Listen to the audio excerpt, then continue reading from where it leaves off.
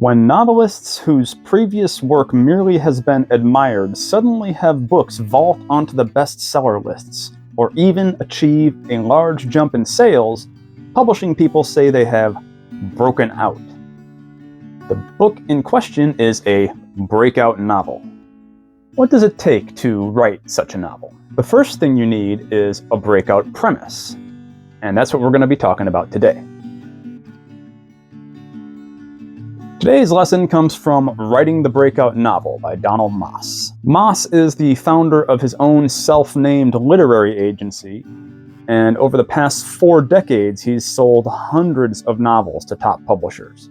So he knows what he's talking about when it comes to novels breaking out. For Maass, a breakout novel starts with an idea. Not just any idea, though, but one with soil rich enough to grow a highly memorable novel. One that will both feed the author's imagination and, finally, nourish millions of readers. What I am talking about is a breakout premise. So a premise, a basic idea for your novel, but you don't have to have the entirety of this premise all set in stone before you start writing your novel, any more than you need to have a hard outline to write your whole novel before you even start writing. As Maass says, a premise that is not yet backed up by all the details of setting, character, conflict, and theme can prove difficult to sustain. Many a brilliant premise dies young. Still, if you're going to start writing a novel, you need an idea to start with. And you'll be best off starting with an idea that has legs, that has the makings of a breakout premise.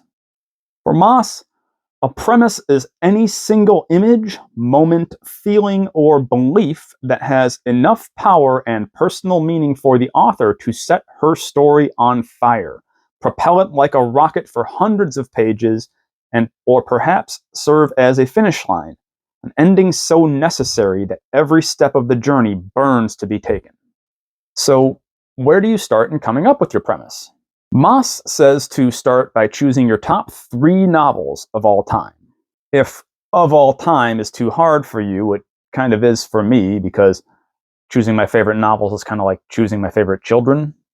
Just choose the top 3 novels that you can think of right now. But choose them. Write them down. Do that now. So what novels did you choose? Were any of them children's stories? Classics? Contemporary epics? Genre fiction? Anything goes here. Now, the second step is to ask yourself, what do these 3 novels have in common? As Maass says, in talking about what they have in common, but consider less the genre, setting, or style of each novel, and consider more the experience it gives you as a reader. So what do these novels have in common? They probably all swept you into their worlds and held you there. Whether it's Middle-earth, or the Mississippi River, or Midtown Manhattan, the novel pulled you in and made you want to stay.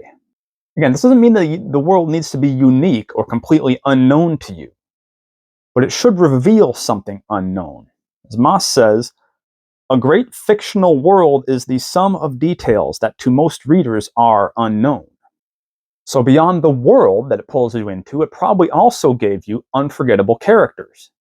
People who stay with you long after you finish the novels. People who you want to visit again and again and again. Whether it's Tom Sawyer, or Jay Gatsby, or Bilbo Baggins, or Jane Eyre, or Dorothy Gale, or Hermione Granger, what is certainly true of all great characters is they are larger than life. They act, speak, and think in ways you or I most of the time cannot, or at any rate do not. They say the things we wish we had said. They do the things we dream about doing. They grow and change in ways we wish we could. Which means that ultimately, they express for us our greatest purposes and our deepest desires. They are us. That is the reason we identify with them. Closely connected to this, Maass says that what happens to the characters in the course of the story is unusual, dramatic, and meaningful. It's not just that we want to visit the world. It's not just that we want to get to know the characters. It's that we want to see them go through their struggles. We want to join them on their journey. And for Maass, here is the last quality I suspect all your selections may have in common. Above and beyond the setting, characters, and plot, these are probably novels that altered your way of seeing the world. They are about something. They present an outlook. They have a message. Note that this doesn't mean they preach. Preaching rarely becomes a memorable novel. Preachiness is to be avoided. But they have substance. They say or show something meaningful. They change us. Why is that? These novels change us because their authors are willing to draw upon their deepest selves without flinching. They hold nothing back, making their novels the deepest possible expression of their own experience and beliefs. There is purpose to their prose. So the question is, how can you build a premise that allows you to write a novel like this? Well, first you need to break the job into smaller parts. I've talked about small assignments on this channel before. So break it into smaller parts. For Maass, there are 4 elements that go into a breakout premise: plausibility, inherent conflict, originality, and gut emotional appeal. Let's talk about all of these in turn. For plausibility, the ultimate question is, could it really happen? As Maass says, most readers, me included, need to feel that the story we are being presented has some basis in reality. Does this mean that all fiction needs to be modernist realism? Of course not. But the characters, the events, and the world they inhabit need to feel real. Some part of us needs to think that it could really happen. Yes, this applies to sci-fi and fantasy as much as it applies to Russian naturalism. A work of fiction grips our imaginations because we care, both about the characters in the tale and about ourselves. To put it another way, we are concerned about the outcome of the story because what happens to the characters could happen to us. Again, this doesn't mean it needs to happen in the real world, wherever that is.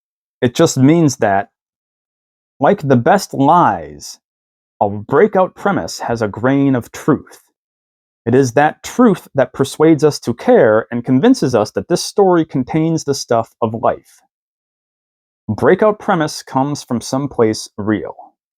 The key here is not to be too improbable, but also not too predictable. You want your premise to be surprising, yet credible. For inherent conflict, ideally your story world will have conflict already built into it. It will have problems that need to be addressed. Multiple points of view, opposing factions or positions, each with some claim to what is right. The foundation for a strong, hard to resolve conflict of interests. In other words, you want a place, a world that is not safe. Now, if it is a place that generally feels safe, like the suburbs, there needs to be some underlying threat, some kind of hidden dangers. But inherent conflict applies to more than just setting. You can find such conflict in relationships between characters, in groups, in institutions, anything from academia to business to government. In short, anywhere that there are people, there is inherent conflict. If your place is lacking trouble, dig deeper. It is there. Your job is to bring it out. Drilling into deep wells of conflict is a fundamental step in constructing a breakout premise. This brings us to originality, which is a tricky one. There are no new plots, no new settings. Everything in some sense has been done before. To break out with familiar subject matter, and really it has all been written about before, it is essential to find a fresh angle. To do this, you need to either come at old material from a fresh point of view, like Gregory Maguire did in Wicked, when he told the Wizard of Oz story from the point of view of the Wicked Witch of the West, or you need to do the opposite of what we expect, say the little old grandmother who's trying to solve the mystery actually is the killer, or combine two discrete story elements. Pretty common one these days is like the wizard sleuth, as in the Dresden Files. There's lots of other different combinations that could be done. Ideally, you want to create some irony here. This is not Maass talking, this is me talking, but this is core to story. You want to create some kind of ironic, not necessarily a twist, but ironic connection that draws interest to the story idea. That's where you get your originality from, and that's where it really comes alive. And then last, we have gut emotional appeal. Now, what does this mean? As Maass puts it, if a premise has gut emotional appeal, the novel will start to write itself in my mind.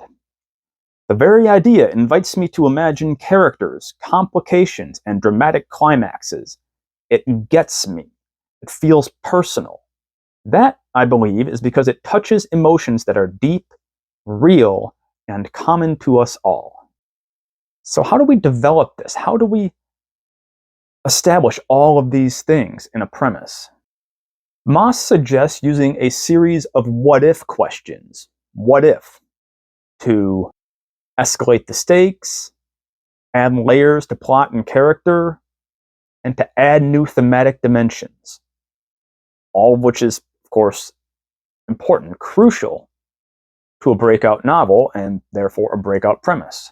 So when thinking through your story beats, at each point, ask what-if questions. What if this happened? What if that happened? What if this? What if that?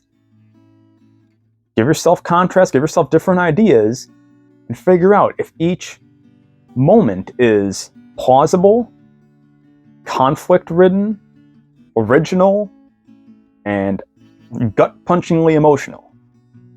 Does your idea punch you in the gut? Once you have laid a solid foundation for your novel, then you are ready to move forward with confidence. You have built yourself a breakout premise. That's the general idea, guys, so I hope this helped you out in terms of trying to develop your ideas into novel-worthy story concepts, story premises. Go out there and give it a try. See if you can come up with something that is all of those things. A premise that is plausible, that has inherent conflict, that is original, but again, original meaning a fresh take on something that is already recognized. Don't try to be overly original to the point where nothing's recognizable. And then, of course, premise has gut emotional appeal. How can you add that gut punch to your premise, to your story idea? Hope this helped you out, guys. And, subscribe if you want to see more videos and hear more tips on writing and creativity. And I've been Luke Morris. This has been Creative Writing Corner. So please like the video, give comments, and all of that stuff. Keep the conversation going. Until next time, good luck and good writing. Peace.